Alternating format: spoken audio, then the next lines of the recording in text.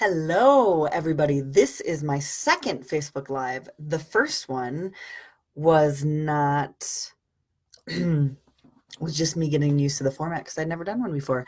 Now, this is going to be a short one, but I wanted to address a commenter from the other day who asked, whose name is Simon, who asked if I could address how to find a therapist that's the right fit for you.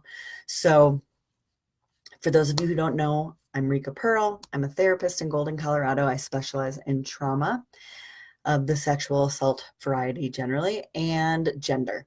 I also do all sorts of general counseling. So hey, Shane, yay, somebody's watching. So I'm just going to spend some time right now on the initial interview process, how to find a therapist that's right for you.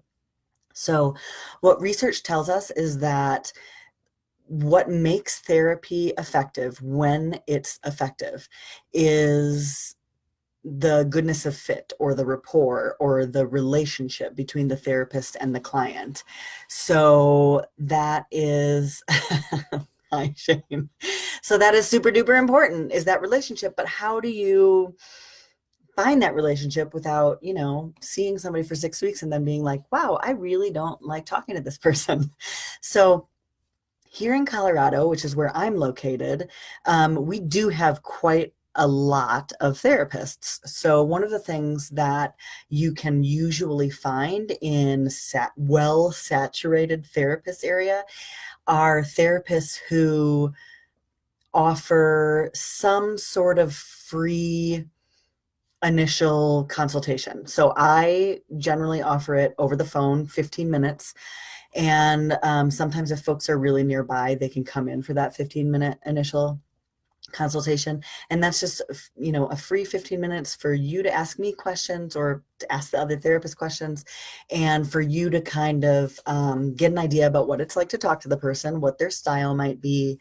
And if they have a super annoying voice that you will not be able to handle, you know that you don't want to schedule a first session with them. And during that time, it's a really good idea to ask the therapist, to let the therapist know why you're in therapy and be really honest. You don't have to, over divulge, only share what you're comfortable sharing, but be honest about what you're coming into therapy to work on. And if you've been in therapy before, what has worked, what hasn't worked, those are great things to share with your therapist. Because if you're coming in and really like behaviorism, I'm not into that. I'd rather have a psychodynamic approach. Behaviorism is the idea that, change the behavior, change the feeling, kind of, nutshell. And psychodynamic is more depth work. What causes me to behave in the ways that I do in the present moment? Again, nutshell, really, really baseline nutshell. But if you are more interested in psychodynamic because you want to kind of explore the depths of who you are as a person versus I want to change my behavior to change my feelings, that would be really important to tell a new therapist, because what if they're a behaviorist? What if that's literally all they do? Then you're not going to want to go with them, even if they're super nice, right? But most of the time, oh, thanks, Shane. Shane says that those are good nutshell explanations. Thank you. I have a master's degree. Anyway, those comments that come up are super distracting. It's hard for me to read and talk to you guys. I get really distracted. It's like shiny flowers. So backing up even before that initial consult, and again, even if you're in a place that doesn't have an oversaturation of therapists, it's still possible to ask therapists who you would like to see, or perhaps would like to see, if they offer some sort of initial consultation. Most will. Even if it's just a phone call, it's still super helpful, and not a lot of people know that you can ask for that. So therapists, just as much as you want to find a good fit, most therapists want to find clients that actually want to work with them, so it's a good idea to ask for that. So backing up, how do you even find the therapist to call to ask if they do an initial consultation. There are a lot of different therapists searching for websites.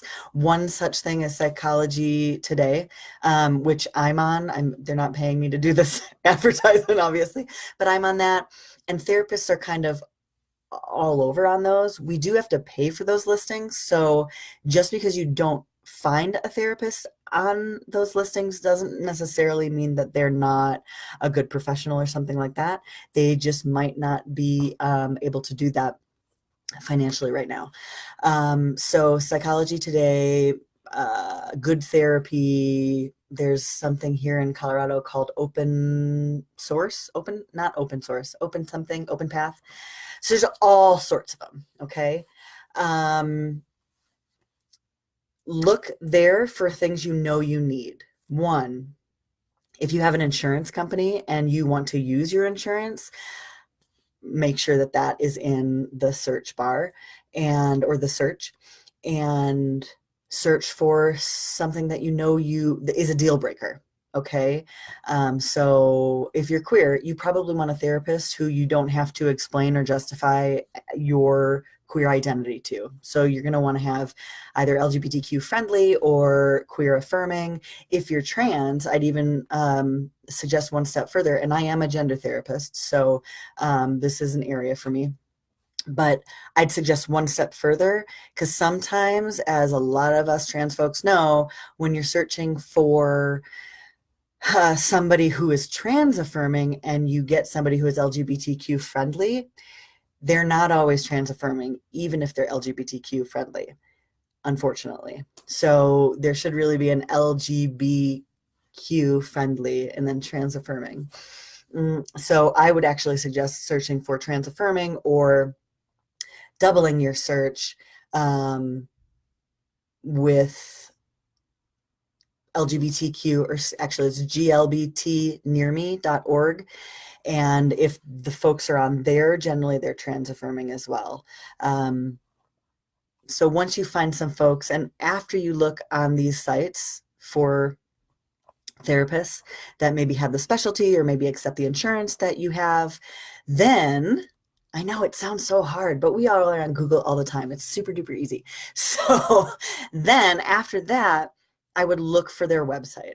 Most therapists do have their own website, so go ahead and look and see if you kind of like their flow, like kind of how they talk about themselves on their website.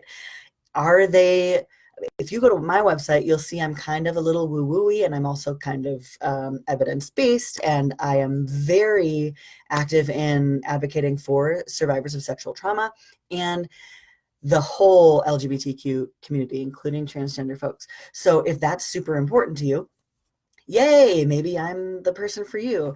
And if not, if you're like, hey, I really just want, solution-focused, problem-specific therapy, then you can find somebody whose website aligns with that. So that was a little bit about how to find your right fit. If you have suggestions for what else you want to know about how to find your right fit, please comment here on this video or drop me a PM, and at some point I'll do another live. These are kind of fun because I don't have to obsess about retaking if I make a mistake. I don't like doing that. So this is great. I never have to think about it again. Thank you for joining me. I will see you guys later.